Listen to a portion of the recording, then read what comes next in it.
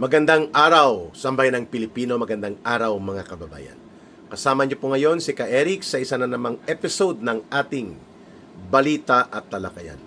Mga kababayan, ilulunsad po ang Mindanao-wide Leaders Consultation and Forum dito po sa area ng Mindanao. At kaya po si Ka Eric ay hindi nakakapag-live dahil po busy tayo sa coordination and mga meetings sa paghahanda po sa ilulunsad na 2 araw na pagtitipon dito sa Mindanao ng Kampilan o katipunan ng mga mamamayang Pilipino para sa pagbabago at kapayapaan. Ayan. So si Ka Eric po ay kasama ko dyan, sila dating Congressman Jing Paras, sila Ma'am Karen, sila Brother Oliver ng Inday Cares Philippines Movement, sila Dato Nasef ng Muslim Alliance of the Philippines, si Tatay Rani Ludovica ng ating group sa Quezon City bilang konsihal sa Quezon City at the same time bilang pinuno ng Quezon City Anti-Crime Advocate Groups. Okay? And of course, kasama ko rin po si dating magaling na investigador at naging businessman, si Chairman Tatay Cesar Contapay. And many more, no, mga kababayan, nakasama po natin sa Kampilan. So wish us the best sa initiative na ito para palakasin po ang mga komunidad at organisasyon na nasasakupan at naaabot ng pagkilos ng Kampilan para sa paglaban at pagtutol ng mamamayang Pilipino sa korupsyon, mga pandarambong at abuso na nagaganap sa gobyerno at pagsusulong ng tunay na mabuting pamamahala o real good governance at agenda ng mga mamamayang Pilipino. Kamakailan po ay pinuna ni Senator Alan Peter Cayetano itong panibagong diskarte ng panloloko sa taong bayan. Itong kunwari ay ayuda pero hindi po nagpapalago ng totoo sa ekonomiya at kabuhayan ng mamamayan kasi ginagawang pulubi ang tao. Instead na turuan sila at pandayin sila sa makabuluhan at totoo at pangmatagalan na pag-unlad ng economic capacity nila, kabuhayan nila, pinapaasa sila sa ayuda. Right now, may panibagong diskarte ang gobyerno ni Marcos Jr. Ang tawag nila Uplift. Unified Package for Livelihood, Industry, Food and Transport. Uplift, no? Kung sa Pilipino na terminolohiya o pananalita, ang uplift ay iangat, no? Paano mo iangat ang taong bayan kung lubog sa korupsyon at pandarambong ang gobyerno?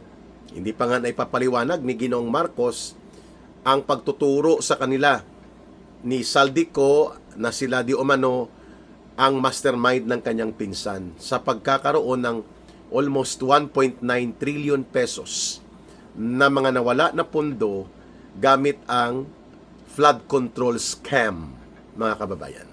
At yan ay may mga testigo, may mga delivery na mga pera, yung mga former security team na naka-detailed kay Ginoong Saldico, yung dating sundalo, mga dating marines, mga kontraktor, lahat ng ito po ay nagpapakita that the pattern and interrelation of events and interconnection ng mga salaysay ni Ginoong Saldico tumutugma na ang mga nawalang pundo at pati na po ang mga dinorobo ng mga iba't ibang mga tauhan sa sindikato na ito nila Marcos at Romualdez di umano ay ang pasimuno mismo ang presidente at ang kanyang pinsan na si Speaker Martin Romualdez dati.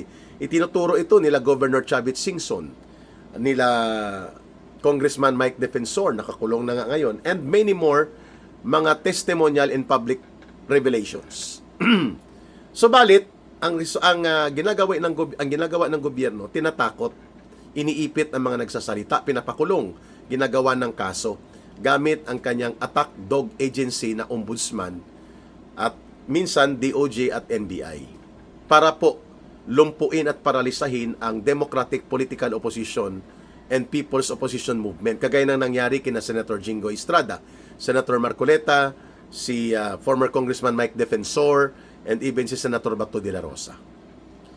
At ibinabaon ang mga tunay at tama na direksyon ng pag-iimbestiga to uncover the truth and the principal culprits or the mastermind dito po sa tinatawag na the biggest plunder of government fund made by the government against the government and the people in the modern political history. The 1.9 trillion pesos flood control scam. Yan po ay hindi matanggal-tanggal na mga katotohanan na magpapatuloy na magbabadya ng ominous definition, masamang pagbibigay ng definition kung mababanggit ang Marcos Romualdez government. Ngayon, para ito ay mapagtakpan pa lalo at malito at maligaw ang taong bayan sa public discussion, ay nagkaroon ng show, suspended animation na parang nililibang at inililigaw lang ang atensyon ng taong bayan. Na wala namang kabulubuluhan at walang kalutay-lutay dahil wala ngang maipakita ng mga totoo at tamang ebidensya dito sa binaluktot at ipinipilit na impeachment trial laban kay Vice President Sara Duterte. Alam natin sinong may pakana at may kumpas niyan. Si Marcos Jr. mainly. Suportado ng kanyang pinsan na si Romualdez at ng mga key players nila kagaya nila Rimulya at ng iba pa na tinatawag ni Saldico na mga miyembro ng group effort nila sa isang parang sindikato na uri ng panggobyerno. At para magtuloy-tuloy ang suspended animation at hindi po lalo pang umalagwa at umangat at lumawak ang galit ng mamamayan, ay ini-apply itong taktika ng ayuda. Ayuda here, ayuda there. Pinuna na po ito mismo ng dating budget secretary ni Ginoong Marcos na si DBM Secretary, former DBM Secretary Ben Jokno. Ang sabi niya, mahigit 400 billion pesos na pondo na counterpart ng gobyerno para sa malalaking mga proyekto na pinupunduhan at tinutulungan ng Foreign Development Assistance Agencies like Japan International Cooperation Agency, JICA, Canada International Development Authority, at iba pa po, no? Australian Aid for International Development. Yan po ay mga ODA, Overseas Development Assistance Agencies, no? Kailangan may counterpart ka dyan para sa mga subway projects, train, malalaki at mahabang tulay, big ticket infrastructure projects. May mga kaakibat na counterpart ng gobyerno na napunduhan na 400 billion pesos na inilipat papunta sa mga unprogrammed appropriations upang punduhan ang flood control na dinodorobo at kinukulimbat at kinukurakot. At sino ang pwedeng gumawa niyan ng mga desisyon na yan? Hindi, walang iba, si Marcos Jr. bilang presidente. It's only in his own capacity and authority that can be done. Ang pagpupundo sa mga unprogrammed appropriations amounting to, in the last 3 budget cycles ni Marcos, to 2023 or 22, 23, 24, and even 2025, mahigit 1 trillion pesos po. Ang mga pundo ay kinukuha yan sa mga savings na mga government-owned and controlled corporations, no? Kagaya ng ginawa nilang pagkuha ng 60 billion pesos sa PhilHealth na diniklara ng Supreme Court na unconstitutional, no? Itong ginawa nila Ralph Recto when he was still the Finance Secretary of Marcos Jr., na ngayon siya ng Executive Secretary, Chief Bastonero, Chief Executioner ni Marcos sa mga diskarte na ito, si Ralph Recto, no? So, ang 60 billion pesos ng PhilHealth at ang 121 billion pesos or 117 billion pesos ng Philippine Deposits Insurance Corporation. Para naman ito sa safety and support insurance sa mga deposito ng mga private bank depositors sakaling magkaroon ng bank run at bankruptcy ang mga bangko. Ito po ay GOCC din, Government Owned and Controlled Corporations. So, nilipat ito at ginamit, sabi ni Ralph Recto sa kanyang pagtatanggol sa oral argument sa Korte Suprema, ay para mapunduhan at masustain ang infrastructure projects. Isinagot po siya ng Korte Suprema. I think it was Marvic Leonen, Senior Associate Justice Marvic Leonen, na nagsabi, di ba, napunduhan yan ang mga tulay, kalsada, highway, at iba pang infrastructure projects were all appropriated during the budget deliberations at yan ay identified items in the budget. So bakit kukuha ng pondo sa mga government-owned and controlled corporations, lalo na sa PhilHealth, na hindi pwedeng gawin yon at ililipat papunta dyan? Kung may budget na yan, bakit magdo-double budget or double funding? Kaya pinabalik po ang 60 billion pesos, pero wala na, wagtang na, earth na, kill na, sapagkat ubos na po yon. Pati ang PDIC or Philippine Deposit Insurance Corporation na umaabot ng 117 billion pesos kasi ginamit nga sa flood control. And only the President can do that. Ang pangalawang source ng flood control nila sa unprogrammed appropriations chargeable, that only the President can do the juggling of funds at kamada at mga partida na mga paano paanda rin yan, only his approval can make it into a reality. Yan po ang katotohanan, ay ang mga new taxes. Kung may mga bagong buwis na ipinapataw, pwedeng hatawin at kunin yan ng gobyerno at ilagay doon sa mga unprogrammed appropriations. And third, yung loans, utang. Kaya ang utang na ina na gobyerno na ito, utang na ina talaga, mga kababayan, taon-taon nangungutang ng hindi bababa po sa mga 1.5 hanggang 1.7 trillion pesos in the last 4 years. At ang utang na ito karamihan ay hindi napupunta sa makabuluhan at totoong infrastructure development o kaya pagpapalago at pagpapatibay ng pundasyon ng ekonomiya, pagsulong ng modernisasyon ng agrikultura, mechanization, component of the agriculture, improvement of farm to market roads na wag dapat farm to pocket roads. Irigasyon at ang mga suporta sa produksyon ng mga magsasaka. Wala po, hindi napupunta mga utang na yan, doon napunta sa sinindikato ng flood control, mga kababayan. And all of a sudden, Marcos has become the crusader for anti-corruption. Pero siya pala ang nagpaparelease nito. And according to the Department of Budget records submitted to the House Committee on Appropriation during the deliberation of the budget, lumabas doon na more than 4,000 flood control projects ang pinunduhan in the last 3 budget cycle ni Marcos Jr. na nanggaling sa unprogrammed appropriations. And only the President can give the final go signal or the final approval authority to authorize the funding and the release and the execution of projects chargeable to unprogrammed appropriations. Which means, klarong-klaro na it was Marcos ang nag-cause na umandar ang pag-release ng mga pundo na nanggaling sa utang, inutangan, punduhan, nanggaling sa mga buwis na bagong ipinataw sa taong bayan at doon sa mga GOCC, Government-Owned and Controlled Corporation, na mga savings. Ngayon, para iligaw ang taong bayan at hindi nila ito makita, may ayuda here, ayuda there na pinuna din po, sabi ko nga kanina, ni Budget Secretary Ben Jokno, at sabi niya, non-productive. No? Pag sinabing non-productive, walang ibinubunga at idinudulot na pangmatagalan at totoong economic benefit and return para lumago at umangat ang ekonomiya sapagkat ginagawa mong pulubi at tamad ang mga tao sa walang katapusang ayuda here, ayuda there na ginagamit pa ng mga politiko hindi lamang sa pamimili ng boto at loyalty kundi sinisindikato pa.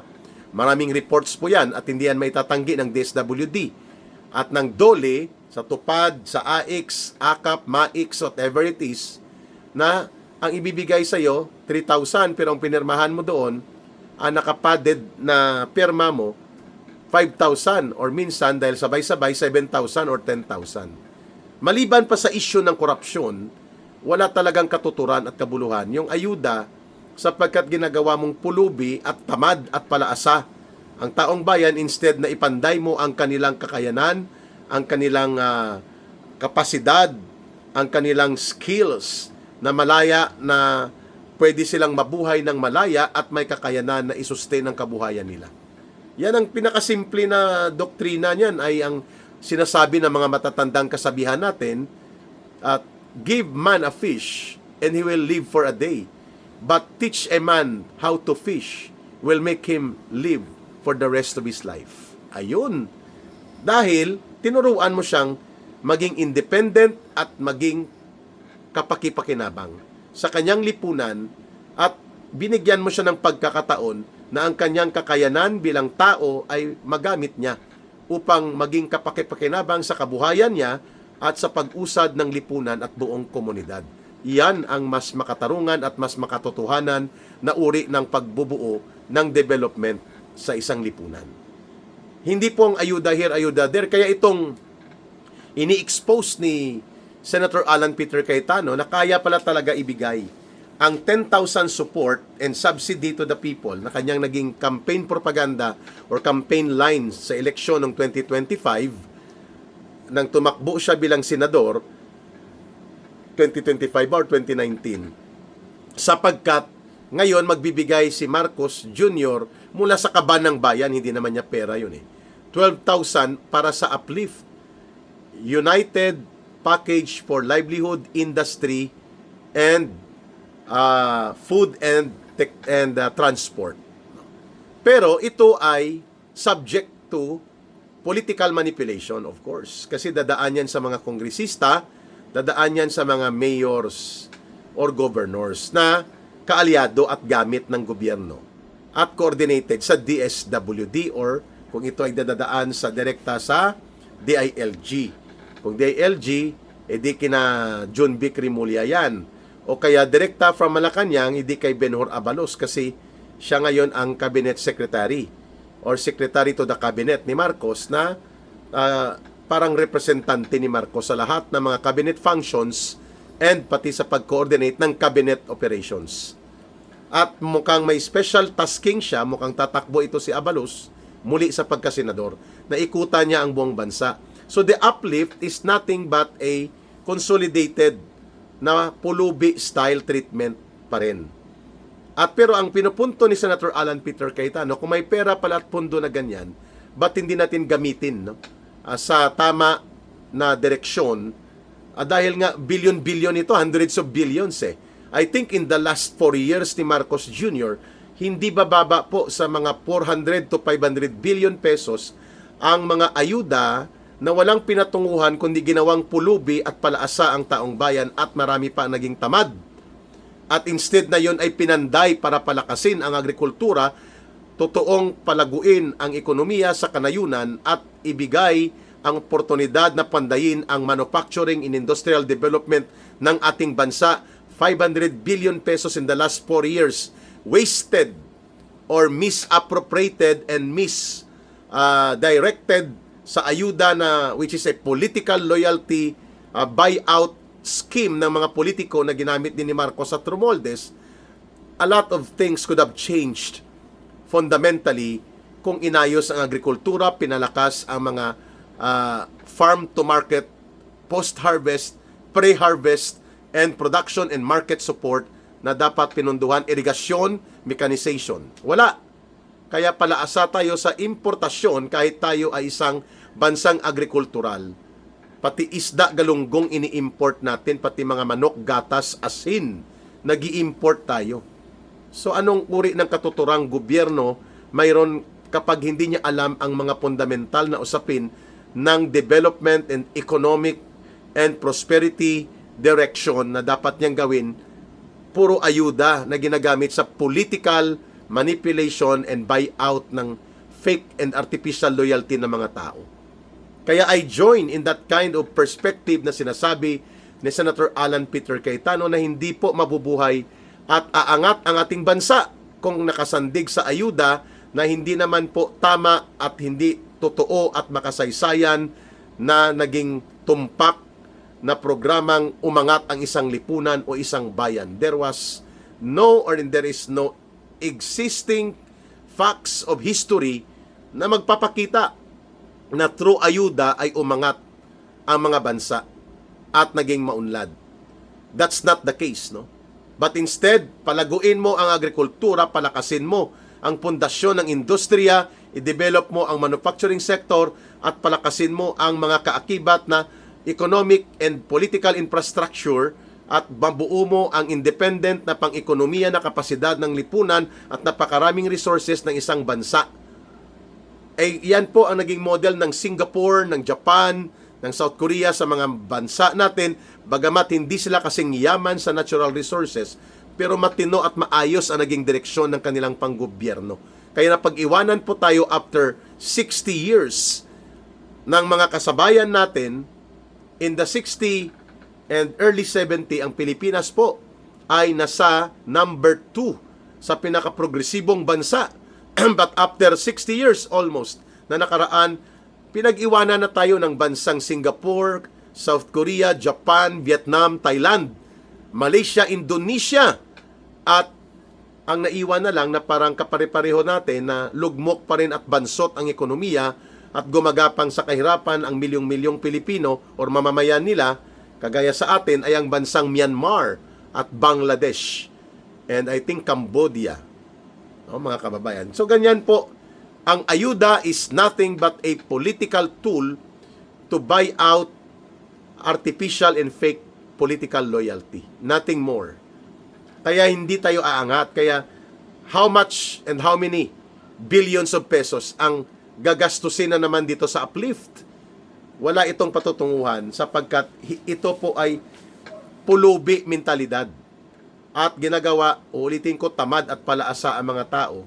Pagkatanggap ng ayuda, kahit 12,000 or 20,000 yan, kung walang economic opportunity and walang collective and directed by the government na mga inisyatiba na magpapalago ng pangmatagalang pundasyon ng kabuhayan, mapupunta lang ang ayuda no matter how many times you give it, papunta lang yan sa pagbayad sa inutang sa Bombay, sapagkat sa Pilipinas po, ang Pinoy na nagigipit sa Bombay ay kumakapit. Mga kababayan. At mapupunta yan sa mga bingguhan, sa sugal, sa paglalasing because the people are not collectively oriented, directed by the government and organized to do directed and correctly designed economic models of development. Pagkatanggap, yehe, mabuhay si Congressman, thank you Mayor, thank you Barangay Captain. Yun po ang concept na na-develop mo. Pero after 3 days, wala na ang ayuda. Pero kung binuo ang pundo at upang palaguin at i-improve ang agrikultura, palakasin ang raw material development and production at paramihin po ang basic industry for manufacturing lalo na, pangmatagalan ang epekto niya.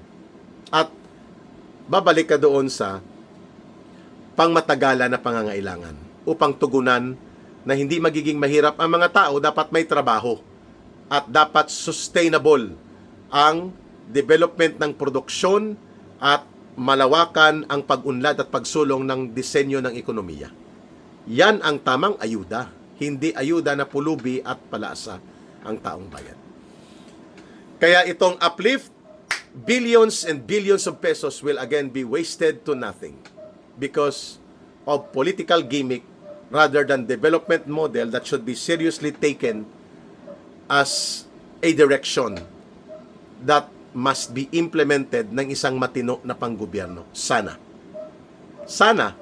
Pero patapos na ang termino ni Marcos, 2 taon na lang kulang-kulang, hindi pa rin matino at walang tamang direksyon ng pagsulong at pagunlad ang ating bayan. It all goes back to governance.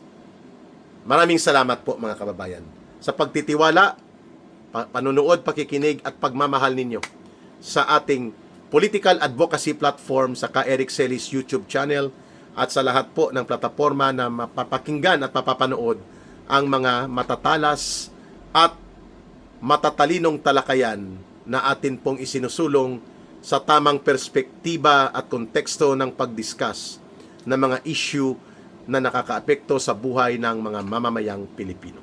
Mahalin po natin ang bansang Pilipinas, walang ibang magmamahal nito, kundi tayo ring mga Pilipino. Para sa Diyos at sa Pilipinas nating mahal. May God bless everyone, and to those who are Muslim, brothers and sisters, may Allah be with you. Bye for now.